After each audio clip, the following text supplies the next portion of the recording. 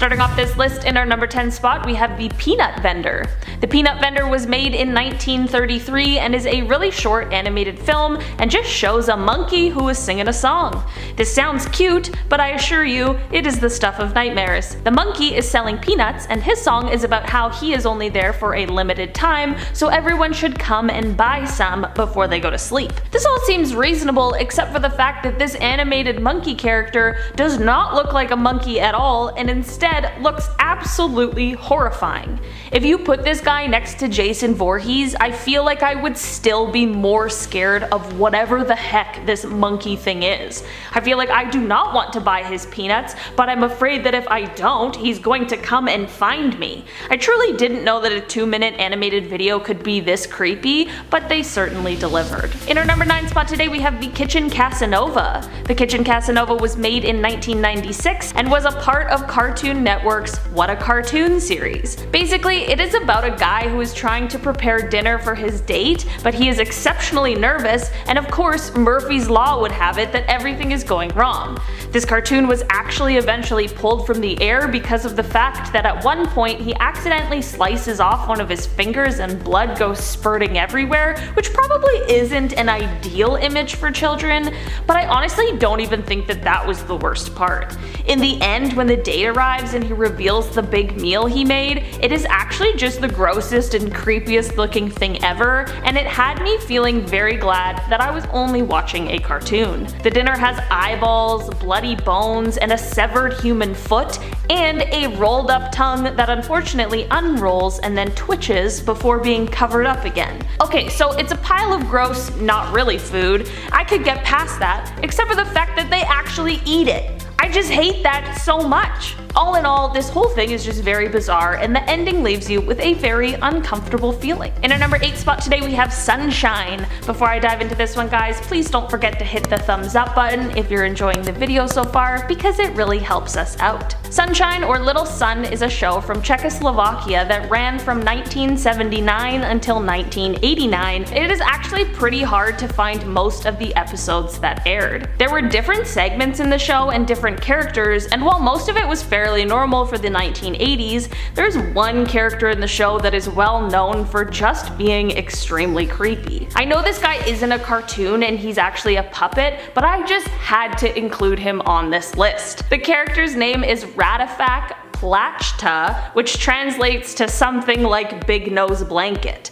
This character is made up of 2 men under a blanket, and he has this super long neck. He has an absolutely terrifying voice that honestly would be suitable for a serial killer instead of a children's TV show. The TV station that ran this show has been called avant-garde for not being afraid to show a puppet that isn't pretty, but I don't think not pretty is the best way to put it. I think downright terrifying is a far more accurate description of this guy. In our number 7 spot today, we have Magic Mummy. Magic Mummy is another 1933 classic, and it starts off with 2 cops, Tom and Jerry, driving around in their car singing to some music that is playing, but then they hear a call that a mummy has been stolen from the local museum. Basically, a wizard has stolen this mummy so that he can revive her so that they can sing together in front of an audience of skeletons. I truly wish I could make this up, but I'm not nearly creative enough to come up with this level of content. Obviously, a chase ensues and Tom and Jerry try to recover the stolen mummy, and it's all very crazy, but finally Jerry grabs the tomb and runs off with it to return it to its rightful owners. In the end, when he arrives and opens up the tomb, he makes a pretty dark and disturbing discovery when he finds his partner, Tom, in the tomb instead of the mummy, and it seems as though Tom has passed away. There's a lot of joyful moments in this short cartoon, so it's not as terrifying as some on this list, but it still leaves you with quite an eerie feeling. In our number 6 spot today, we have Help, I'm a Fish. Help, I'm a Fish is also known as A Fish's Tale and is a Danish, German, Irish film that has a pretty star-studded voice cast. The movie follows some kids who accidentally drink a potion that turns them into fish, and they've lost the antidote that will turn them back human. This is all fine and well and is actually a pretty decent kids movie plot, but there is one character in this movie that definitely adds quite a terrifying element. The villain of the movie is a fish named Joe, and Joe is voiced by the incomparable Alan Rickman, who we know knows how to play a villain. Joe ends up coming across the human antidote, but since he was only a fish before, the antidote doesn't turn him fully human and instead just gives him human-like characteristics. This transformation causes him to be this horrible fish-human hybrid creature that looks like his skin is tearing apart, and it just isn't what I'm looking for in a movie that's supposed to be a nice time. I apologize for this spoiler, but Joe meets a fatal end considering he drank this human potion underwater, and I guess when he becomes this hybrid creature thing, he could no longer breathe underwater, so that's also just a dark addition for this already creepy character. In our number 5 spot today, we have Fox and Rabbit. Fox and Rabbit comes from 1935 and is mostly actually pretty pleasant, but there's one scene that is extremely dark. This short is about a child rabbit who gets sent to school by his mother. On his way to school, he walks past a carrot patch, which he doesn't know is actually a trap that has been set by a wolf. He remembers his mother told him not to be late for school, so he leaves the carrot patch, but he cannot stop thinking about it for the rest of the day. While at school, he decides to pretend to be sick and gets kicked out of school, so he returns to the patch where the wolf is of course waiting for him. I feel like this is a fairly normal children's movie plot, but the ending is what really got me. Of course, the mother ends up coming to save the day and rescue her child, and she scares the wolf off. The child sits in the mother's lap as they both watch the wolf run off scared. Both rabbits have these terrifying laughs and red eyes that scare the heck out of me, but then the mother rabbit's face quickly turns from laughter to anger as she turns the small rabbit over and begins spanking his bottom. The whole ending just leaves you feeling super uncomfortable, and it is honestly just very weird. In our number 4 spot today, we have BIMBO'S Initiation. BIMBO'S Initiation is a short that comes from 1931, and it actually features an early version of Betty Boop, who has a dog's ears and nose. Basically, Bimbo is walking down the street one day when he gets pulled down below the streets by some underground secret society. Okay, cool, off to a good start with Bimbo getting kidnapped.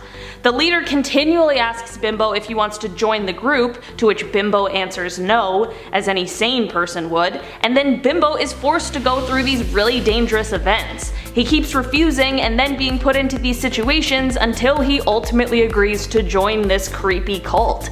I feel like this one is horrifying for some pretty obvious reasons, not to mention just the vibe of this underworld society. And just remember that this was made in 1931, so it's not unlikely that some pretty shady things were going on behind the scenes on this one. All in all, this short does have a happy ending, I guess, but it is certainly mixed in with some questionable behavior. In our number 3 spot today, we have The Cameraman's Revenge. The Cameraman's Revenge comes all the way from 1912 and is unlike anything I have ever seen before, which after watching it I feel incredibly grateful for. Basically, it's a bunch of bugs, and I just want to start off by making it clear that these are real dead bugs that are being used as puppets. That little tidbit is enough to make me say no thank you, but if that's not enough to defer you, surely this strange plot will. Basically, Mr. Beetle is out on the town and looking for some companionship when he sees a beautiful lady dragonfly who he starts to flirt with. Unbeknownst to Mr. Beetle, the dragonfly's ex-boyfriend, a grasshopper who is a cameraman, sees this whole thing going down and is jealous. Well, as it turns out, Mr. Beetle has a Mrs. Beetle who hears about this infidelity from the grasshopper, but as it turns out, she is also having her own kind of adulterous experience. You really have to see this one to believe it, and the stop motion of the dead bugs just makes this whole thing something that I will never forget, but man, I wish I could. In our number 2 spot today, we have CATDOG. CATDOG is actually a cartoon I can remember watching when I was a kid, and I remember it scaring the heck out of me. CATDOG is a half cat, half dog creature that gets itself into situations and has quite the time figuring everything out, considering the cat half and the dog half can't seem to get along. This is a weird premise, but it's not the strangest part of the show. There is an episode when Cat wants to brush Dog's teeth, and he crawls into his own mouth and travels through its own body to get to the dog side, where it then comes out of Dog's mouth. So now Cat is hanging out of Dog's mouth inside out with veins and muscles and everything we never wanted to see exposed. I know this was all probably just meant to be like a silly little thing, but it's actually so scary and just a lot for a child to even begin to try and comprehend. Maybe I'm just looking into it a little bit too much as an adult, but overall this show just has a very weird vibe. In our number 1 spot today we have The Devil's Ball, or The Mascot. This stop motion animated short comes from 1933 and is honestly quite a ride and a mix between fascinating and terrifying. Basically it starts off fairly normal and fine with a stuffed dog named Duffy coming to life and then heading out on an adventure for an orange, but this isn't what we are here to talk about today. Once midnight strikes, the devil comes out of a liquor bottle, and this is when things start to get crazy. So basically now the devil is holding some kind of soiree, and things such as different creatures, vegetables, old garbage, it all begins coming to life and displaying human characteristics, and these are the guests of the ball. Over the course of the ball we see some pretty spooky things, like when the devil tries to convince one of his guests to stab someone. Duffy is kind of the saving grace of this whole thing because Duffy is actually cute and basically the only creature in this whole thing that isn't downright terrifying. All in all, the whole thing was originally 40 minutes, but it is tough to find that version, and most you will find now are a 25-minute cut. It is certainly worth a watch, but I wouldn't necessarily show this to any children unless you want them to be scarred for life. Starting off this countdown, we have Angela Anaconda. Now, this was a Canadian-based cartoon, so I'm not sure if anyone outside of Canada got to experience this show. Lucky you if you didn't. But basically, the show's style is very creepy. It's like mixing real-life faces into the cartoon world. The human faces and bodies are all gray, but everything else is in color. So many people have commented on the show's style saying it creeped them out or gave them nightmares. And I can see why. Just the way that the characters move their lips and eyes are just, it's so creepy. And the opening theme song does not help their case. During this song, you see Angela sabotaging her rival and ends up dropping a heavy stage curtain on her. Angela is not a nice girl. She definitely has a dark side. And in our 9th spot, we have Miss Spider's Sunny Patch Friends. Oh, based on the title, it sounds like it should be like a pretty sweet, innocent cartoon, right? Well, let's look at the characters in the show. You have Bounce, this blue character with a massive smile and orange eyes with orange eyelashes. Then you have Dragon, a dragonfly with long, sharp eyelashes and blue eyes. Honestly, just, you gotta look at their pictures. They're pretty terrifying. But the worst character would have to be Spiderus, a white spider with a weird human head and red lips. Then you have his wife that literally looks like the devil. Like, what's with these characters? They're all terrifying looking. Moving on to number 8, we have Real Monsters. Okay, I never watched this show as a kid, and I'm happy I didn't. You'll understand in a second. So this show is about a group of monsters in training.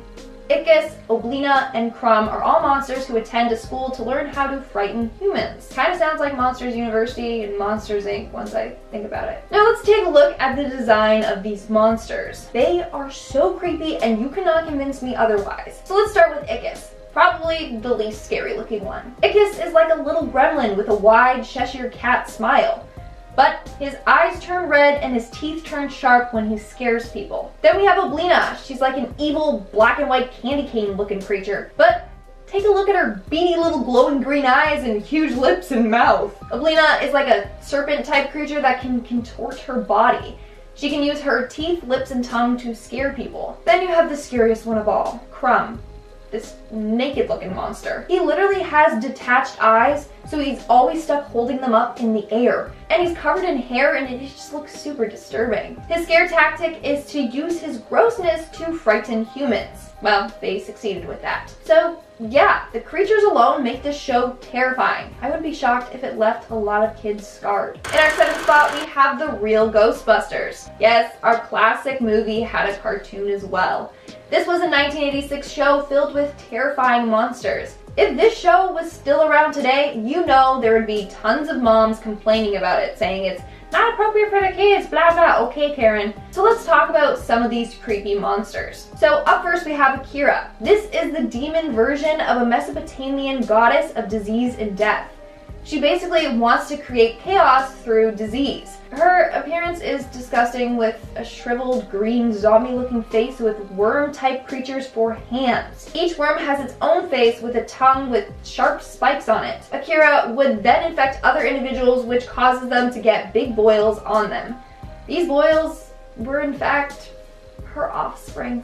Then you have Vathek and his pals. Vathek is a big blob-type butcher creature with a buzzsaw in his head. His friend GRIZZLY is shown with his mouth sewn shut and dentist drills for hands. And then you have Corpsicle, a big blob with no face and just hands for eyes. Moving on to number 6, we have Tales from the Crypt Keeper. I'm sure all of you 90s kids remember this show. I certainly do. Alright, so the Crypt Keeper plays the host of the show, who introduces what each episode is going to be about. The series then goes on and talks about classic legends like stories of vampires, zombies, and werewolves. But a lot of the episodes have scary monsters that scare the human characters. Let's talk about the 2 most frightening episodes in my opinion. Starting off, we have the episode titled The Weeping Woman, where Camille and Mildred visit a haunted Victorian mansion. At night, they are woken up by creepy moaning and objects flying around. That's when they see the Weeping Woman, an old eyeless and toothless woman with scraggly gray hair and long black nails. The second night, the woman looks even more terrifying with red glowing eyes.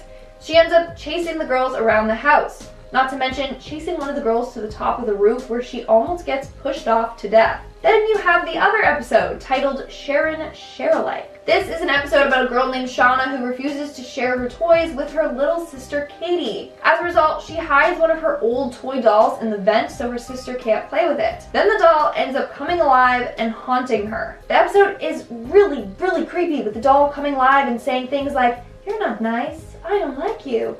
The doll ends up chasing her all over the house, giggling and chanting her name. Move over, Annabelle, okay? We got a more terrifying doll here. We're now at our 5th and halfway mark with Scooby-Doo, my favorite cartoon of all time. But I had to put it on the list just because some episodes actually gave me the creeps. So I'm sure we all know about Fred, Daphne, Velma, Shaggy, and of course Scooby-Dooby-Doo, my favorite group of meddling kids that solve mysteries. Some of the villains are pretty creepy. Like the episode titled Vampire Bats and Scary Cats, where the team visits Daphne's friend Lisa and they encounter a vampire. The vampire ends up turning Lisa into one as well. When this happens, she turns and looks directly into the camera and growls. Just the image of her scary vampire face is just ingrained in my mind forever. Then you have the episode with the ghost clown, who, again, looks very creepy, and hypnotizes Shaggy, Scooby, and Daphne to all do dangerous circus acts. I didn't think that they could make clowns any scarier until this one came along and manipulates and hypnotizes people. How about the episode with the phantom green ghosts and their terrifying cackly laugh? Later on in the episode, the crew finds 5 coffins, with one shaped like a dog. When they open them, it reveals some of the characters unconscious in there. I think the scariest thing is how whenever they make a ghost or monster appear, it's always like a POV zoom effect style. So it shows the monster closing in on you as they directly stare right at you. And lastly, we have the episode where the gang visits a sanatorium with a crazed doctor character with green glowing eyes. In the episode, you can literally see dead bodies under a sheet being brought in and out. Although they weren't real bodies in the end, it's still not kid-friendly. And our 4th spot, we have Courage the Cowardly Dog. Yes, I know I've talked about Courage so much on this channel, but it's freaking creepy. One of the episodes that scared me as a kid was the one titled King Ramses' Curse. That's right, the Egyptian pharaoh makes an appearance in this episode. So Eustace ends up finding and keeping an ancient Egyptian slab. As a result, he's visited by King Ramses. King Ramses just appears outside their home and he's swaying back and forth. He's like, "Return the slab." Okay, now it's funny, but back when I was a kid, it was terrifying. That alone could just send shivers down your spine. Then you have the episode Freaky Fred, where Mariel's cousin Fred comes into town to visit. Fred looks insane with his creepy wide-mouthed smile and slanted eyebrows. What's even worse is that he has creepy inner dialogue that only the audience can hear. And it's entirely in rhymes. Let's not forget about the episode where Muriel gets possessed. Or how about the episode where that glowing white human face visits their home? All are perfect examples of how disturbing that show really was. But it's also a really good show, can't lie. In our 3rd spot, we have Martin Mystery. Another one of my favorite cartoons as a child, although certain episodes definitely scared me. So this show surrounds Martin Mystery and Diana Lombard, two 16-year-old step-siblings that work for an organization referred to as the Center. Basically, their job is to solve cases and protect people from supernatural threats. There are multiple episodes that are completely messed up. The one I remember giving me nightmares when I was younger is the episode titled Revenge of the Doppelganger. Basically, in this episode, women are being attacked by some sort of electrical shadow that completely erases their face. In the episode, this creature attacks multiple women that all have similar features and steals their faces, leaving them looking like creepy mannequins. Or how about the episode The Nightmare of the Coven, where 3 students used a book of spells and released this witch demon thing. The witch ends up turning more of the female students into witches. They all look terrifying with their sharp teeth and green skin. And then we have the episode The Body Swappers, which is a reference to the movie The Thing. Basically, this organism creature goes around using humans as its hosts. In the episode, whoever the organism gets to turns them into big monsters with sharp teeth and long tentacles. And there are plenty of other horrifying creatures seen throughout the series that will definitely give you the creeps. In our second spot, we have SpongeBob. Yes, I know you wouldn't think that this show would be on the list since it's about a cheerful little sponge, but there are numerous episodes that are quite scary. Let's start off with the episode where SpongeBob thinks he kills the health inspector, and then him and Mr. Krabs literally have to dispose of his body, which goes terribly wrong, and they just keep moving and hiding the body so that the cops don't catch them. Don't worry, turns out he wasn't dead, but it's still pretty terrifying. Or how about the hash-slinging slasher episode? When SpongeBob and Squidward work the night shift and believe they are visited by a dead fry cook with a rusty spatula as a hand. Or the episode where SpongeBob gets injected by snail plasma and slowly turns into this creepy looking snail. There are so many more episodes that I can name, like when SpongeBob gets a splinter and turns into this huge weeping red sword. The list goes on and on. The Hooky episode, oh my gosh. And in our number 1 spot, we have the show Grisly Tales for Gruesome Kids. This show is about terrible kids receiving cruel and gruesome punishments for their behavior. Honestly, it's a good way to scare your kids into behaving nicely. In one episode titled Death by Chocolate, it surrounds this greedy girl who we see indulging in tons of chocolate. She's also quite rude to her sister, often calling her a slave. Well, she gets instant karma as a fly ends up laying an egg in her chocolate bunny. She ends up eating a maggot, and as a result, she turns into a giant fly, in which her sister kills, and then chocolate just spews everywhere. Like, that's terrifying. She literally killed her sister. Next, we have the episode The Spaghetti Man. Basically, it's about a bunch of picky eaters who then get captured by the Spaghetti Man. The Spaghetti Man then turns the kids into spaghetti and eats them for dinner. At the end of the episode, it's implied that a family ate their own son for dinner since he got turned into lasagna noodles. And then they're shown eating the lasagna. Like, is that even considered cannibalism? I don't even know. Starting off this countdown, we have the Fairly Odd Parents. This show has been a fairly, get it, big success with 10 seasons. And it's the show that I would watch every day after school. But I never regarded it as being dark. That was until I really took time to analyze it. So let's start off with the theme song. Timmy is an average kid that no one understands. Mom and Dad and Vicky always giving him commands. Bed twerp. Right there, that suggests that Timmy is constantly being bossed around by his parents. And in the show, he's constantly abused by his sadistic babysitter, Vicky. She often degrades him and calls him names. Then it continues with doom and gloom up in his room. So Timmy's room isn't even a safe place for him to escape to. Now, Timmy then gets fairies, which makes his life relatively better. The Fairy Council claims that they grant fairies to the most miserable children on Earth, meaning that there are a bunch of depressed and abused children out there that feel ignored and mistreated by their parents. Moving on to number 9, we have SpongeBob. So I know I already talked about everyone's favorite little yellow sponge before, but I want to go into more detail this time. This show isn't just about a silly little sponge and his daily adventures. It shows characters dealing with depression, anxiety, and mania, and even addresses issues like greed, suicide, and vengeance. Let's take a look at one of the episodes titled One Course Meal.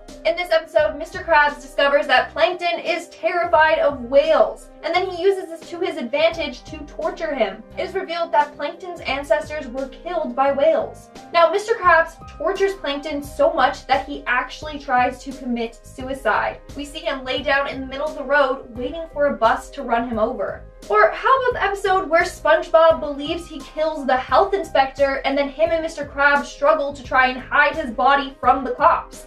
Definitely darker than a bunch of us realized.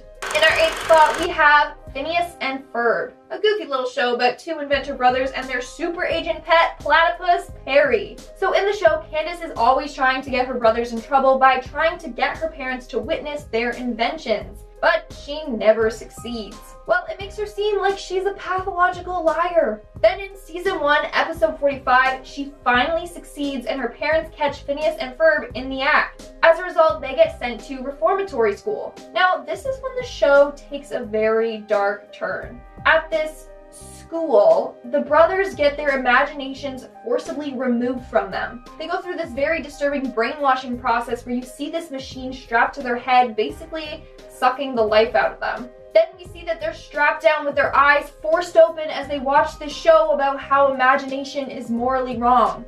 The worst part, this whole episode was a dark metaphor for growing up. Coming in our 7th spot, we have the Rugrats. This show revolves around 4 babies, Tommy, Chucky, and the twins Phil and Lil. And of course, Angelica, their older cousin that often likes to terrorize them. In fact, she is famous for screaming, "You stupid babies." Meanwhile, the adults are completely clueless. Well, that's great. The babies have a verbally abusive cousin, but I'm not going to focus on that. There was one episode that made the show take a very sad and dark turn. This episode was titled Mother's Day and reveals what happened to Chucky's mom. In the episode, everyone has a mom for Mother's Day except for Chucky. Then it's revealed that his mom died from an unexpected terminal illness shortly after his birth. It's an extremely heartbreaking episode. And then also in the episode, Chucky's father reads a poem that Chucky's mom wrote for him while in the hospital. Like, ugh, just rip my heart out there. Poor Chucky. In our 6th spot, we have Care Bears. Yes, I know this one is going to be hard to believe. How are friendly and cute looking rainbow bears scary? Well, I'll tell you how. So the show has something called a caring meter. Basically, this meter tells when kids are unhappy or misbehaving, meaning that they are constantly monitoring everything that every single kid does. Creepy. Then what's worse is that they appear to the child and force them to change their attitude. And then they also give them a nice, big, long hug to ensure that they act in accordance to their preconceived notion. Basically, these bears are dictating the kids on how they need to act and feel, stripping away their own personality and forcing a new one on them. Like, they're doing more harm than good by trying to protect these kids from ever feeling sadness. Then people also drew a connection between the Care Bears and the cult recruitment technique called love bombing. Basically, this involves showering recruits with attention and affection to entice them into the cult. Oh, doesn't that sound an awful lot like the Care Bears hug and tactics? We're now at our 5th and halfway mark with Ed, and Eddie. This show follows the lives of 3 boys, all with basically the same name, but with completely different personalities. It's sad, but if you rewatch the show, it's clear to see that each Ed suffers from a different kind of abuse. Let's start off with Ed with 1D. Ed lives in an abusive house. He lives in the dark basement in a really messy room. But his sister's room is clean and filled with nicer items, showing parental favoritism. Ed also has bad personal hygiene. It's as if his parents don't care for his own health or hygiene. Then in one episode, you can hear someone screaming in the background. Ed then says, "Dad's home." Okay, that literally makes it seem like his dad abuses others and he's just used to hearing them scream and cry in pain. Then lastly, in one episode, Eddie tries to break Ed out of his house when they realize that the stairs are gone, meaning his parents physically removed the stairs so that he had no way to get out of the basement. That's dark. Now, let's move on to Double D Ed. His abuse is more in the form of neglect. His parents are hardly ever home, so they communicate to him through sticky notes. But the notes are often outrageous, like, "Please wash the phone." Not a typical chore, at least not in my household. It makes it seem like his mom may be struggling with personal issues. Then it also seems like Ed is given a bunch of chores to do as if he's a servant and not their son. And lastly, we have Eddie. In the series finale, we saw Eddie being physically and verbally abused by his older brother. So the characters do suffer from a much darker life than we thought. In our 4th spot, we have Braceface. Does anyone else remember the show? If not, Braceface is a Canadian cartoon that surrounds the 14-year-old girl Sharon Spitz and her struggles of growing up. Sharon was actually voiced by Alicia Silverstone for the first 2 seasons. Now, Braceface has dealt with much more serious issues on the show, such as peer pressure, body image issues, and even underage drinking. So let's take a look at that last one. In season 1, episode 13, Sharon and her friend Maria go to Miami to visit Sharon's dad. During this trip, Sharon and Maria are invited to go to a party by a friend of her dad's band. At the party, this guy offers both the minors a rum and coke. That's right, they mention that in a kids show. After insisting that they drink, Sharon gives into the pressure and has some. Then you see Sharon continue drinking and has 5 more. With the alcohol in her system, she starts to dance and actually shakes her tushy for all the guys to see. Then she ends up back at the hotel where she vomits. And her dad gives her this big long lecture about underage drinking. I mean, I personally haven't seen a kid or tween show tackle dark issues like that. Moving on to number 3, we have Sesame Street. Yes, I know I've done videos on Sesame Street before, but those are all just made up theories. Now it's time to look at actual facts from episodes. So Sesame Street over the years has tackled serious issues like death, disease, divorce, and gender inequality. Recently, they have introduced a new character named Carly, whose mother is a drug addict. As a result, she lives in foster care. Carly is supposed to highlight the serious impact that a drug addiction can have on a family and a young child. Sesame Street also claims that it's a way to help break the stigma and to help show kids that they're not alone. Then we also have the character named Alex, whose father is in jail. And we have Lily, a 7-year-old Muppet whose family suffers from food insecurity and homelessness. Sesame Street is just filled with hard-hitting issues. In our second spot, we have The Sweet Life of Zack and Cody.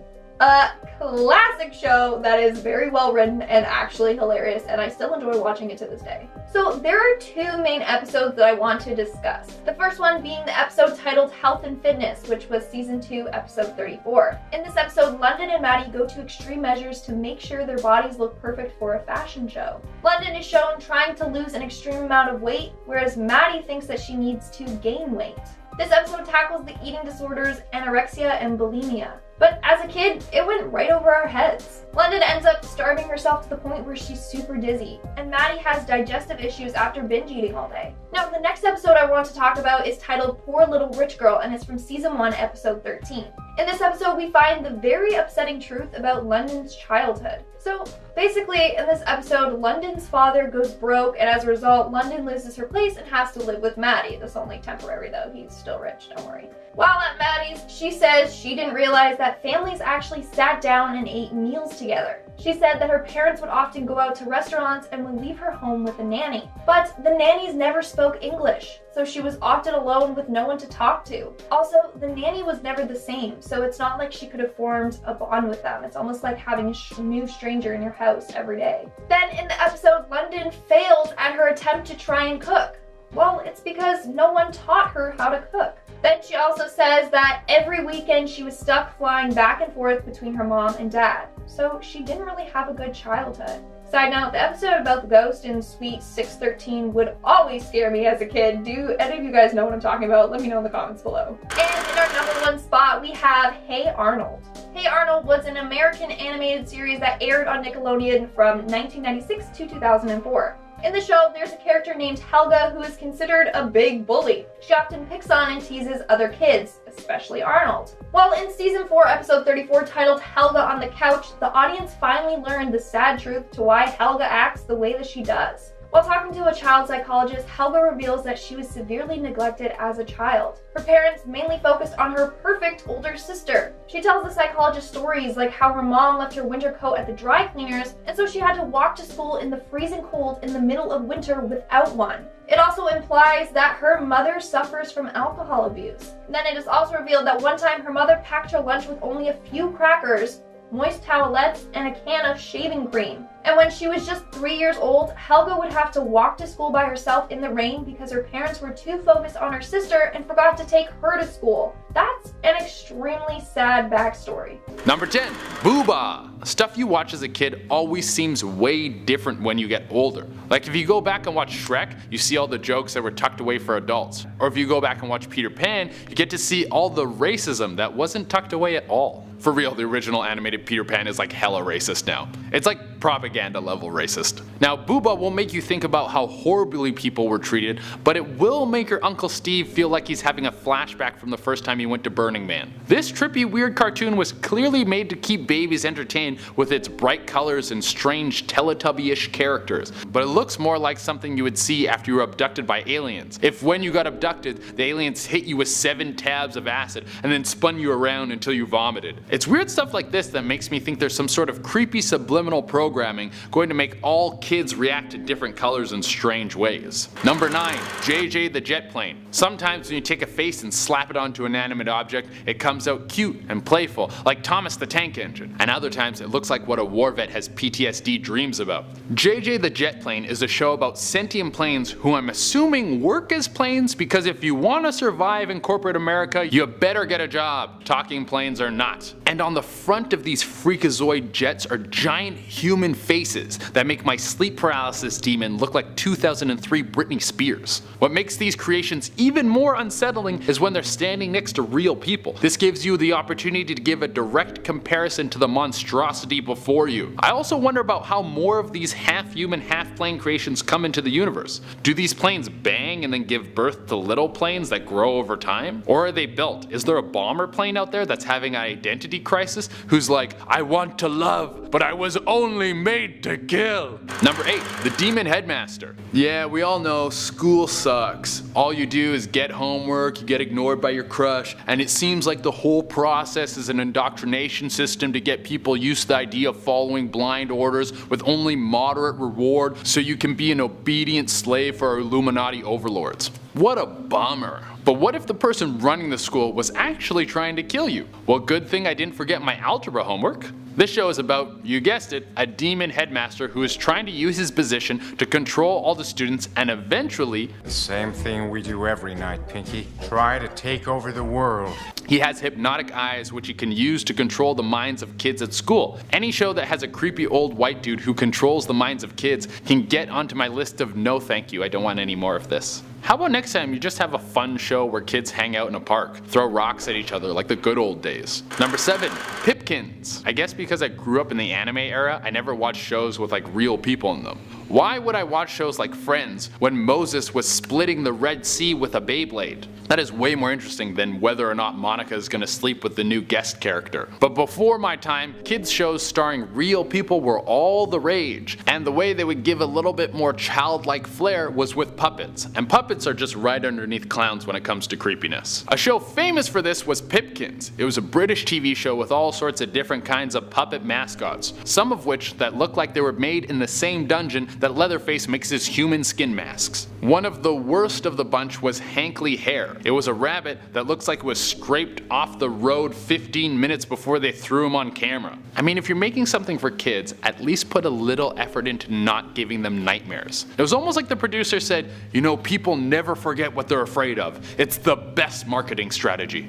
Number 6. Courage the Cowardly Dog. When I was a kid, I absolutely loved the show, but now looking back, it could easily be named Schizophrenia the Series. The show is about Courage, who is of course a cowardly dog and must continuously protect his owners from the supernatural and paranormal horrors which terrorize them on a daily basis. It's basically every horror movie just blasted at one poor pup who is really just trying to live in peace. And the worst part about this is when Courage isn't defending his two owners Eustace and Muriel from the onslaught of doom which is constantly coming after them, Eustace abuses Courage! Are you kidding me? This bitter old man treats this poor sweet dog like trash after everything he's done for him. Completely unacceptable. On the plus side, something disturbing happens to Eustace almost every episode, which brings joy to my heart. Number 5. CATDOG. I bet a bunch of you watched CATDOG when you were a kid. I was with you on that. A fun, wacky show about a cat and a dog that were linked together. They're traditionally meant to fight, but what will happen when they're stuck to each other? Will they get along? It's a pretty fun, lighthearted show, but looking back on it, CATDOG seems like something you would find in a serial killer's basement. Two animals merged into one and forced to live together. It wouldn't surprise me if this kids show was the inspiration for Human Centipede. If you don't know what that is, please don't look it up. And I know just by saying that you're gonna go look it up, but at least I warned you not to look it up. When you scar yourself for the next 6 months, you can't blame me. The thing that creeps me out most about CATDOG is you have a head on either side. Both heads talk, both have independent thoughts, and both heads eat. So where does CatDog poo?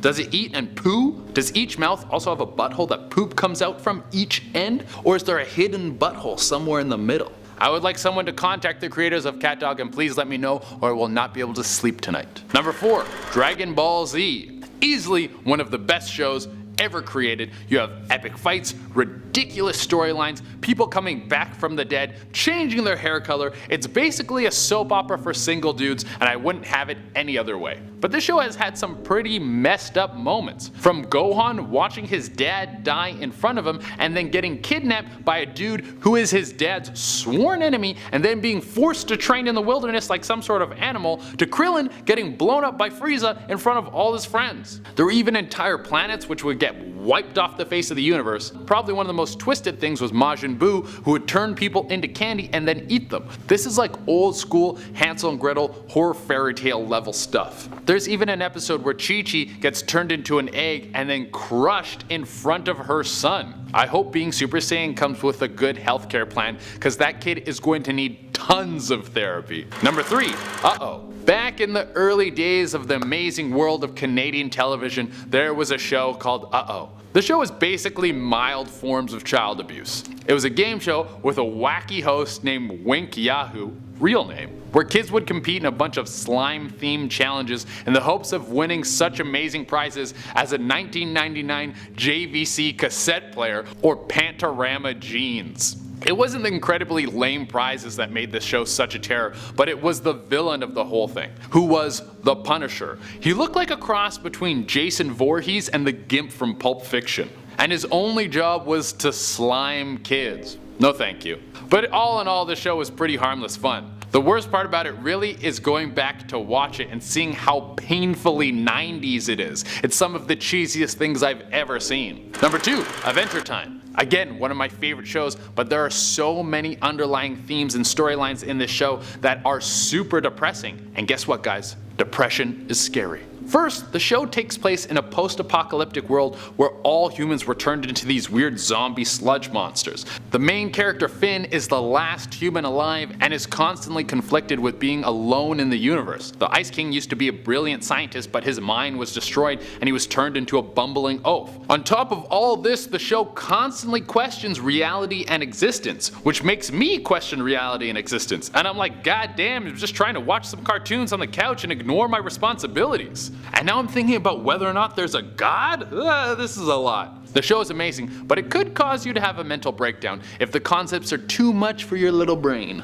Number 1, Slienko. So what we have brought out on the top of our list, well, it's a kids show from the former Czechoslovakia. Because the show's in a foreign language, I can't really tell you what the show's about. It seems like something to do with educating kids, but it was put on the top of the list because of its disfigured puppet character, Rafafak Placha. Oh my god, this thing looks like it crawled out from under the earth's crust to eat babies and fart in your banana basket. It's so creepy. No puppet should be this big. Big Bird is up there, but at least he looks wholesome. Not like Earthworm Jim crossed between Professor Wily from Mega Man. I seriously don't know how anyone thought this ghoul would be appealing to kids. Maybe next time start with something that looks like a dog or something cute as your mascot. Not Mad Scientist Giraffe Man.